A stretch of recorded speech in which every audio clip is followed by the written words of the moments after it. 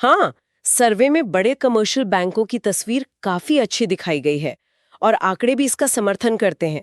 Scheduled commercial बैंकों की asset quality में जबरदस्त सुधार हुआ है।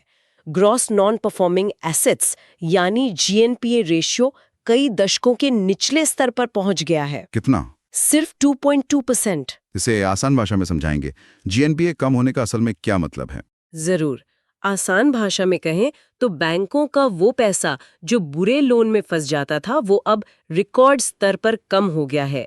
जब बैंकों की बैलेंस शीट इतनी साफ होती है तो वो बिना डरे इकोनॉमी में और ज्यादा लोन दे पाते हैं, जिससे ग्रोथ को फ्यूल मिलता है। बिल्कुल। इसके साथ ही उनका capital to risk weighted asset ratio CAR 17.2% पर मजबूत बना हुआ है, जो किसी भी संकट से लड़ने की उनकी क्षमता को दिखाता है। और क्रेडिट ग्रोथ का ट्रेंड कैसा रहा? क्या बैंक वाकई लोन दे रहे थे?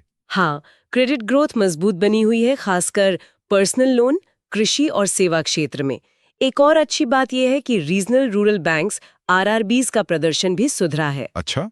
और सर्वे में पब्लिक सेक्टर बैंकों द्वारा MSMEs के लिए लॉन्च किए गए क्रेडिट असेसमेंट मॉडल मतलब CAM का भी खास उल्लेख है। ये डिजिटल फुटप्रिंट्स के आधार पर लोन अप्रूवल को ऑटोमेट करता है, जो एक गेम चेंजर हो सकता है। बैंकों के अलावा NBFCs और माइक्रो फाइनेंस इंस्टीट्यूशंस की क्या भूमिका रही? NBFCs अर्थव्यवस्था के लिए फाइनेंस का एक महत्वपूर्ण स्रोत बनी हुई हैं। हालांकि MFI सेक्टर में कुछ तनाव जरूर देखा गया था। लेकिन RBI ने एक्शन लिया। हाँ, RBI ने तुरंत एक्शन लिया, जैसे लोन लिमिट्स को कम करना और उधारकर्ताओं पर कर्ज के कुल बोझ पर एक कैप लगाना, जिसके बाद स्थिति में सुधार हो रहा है। और वित्तीय समावेशन मतलब फाइनेंशियल इंक्लूजन के मोर्चे पे क्या प्रगति हुई है? भारत ने इसमें काफी प्रगति की है।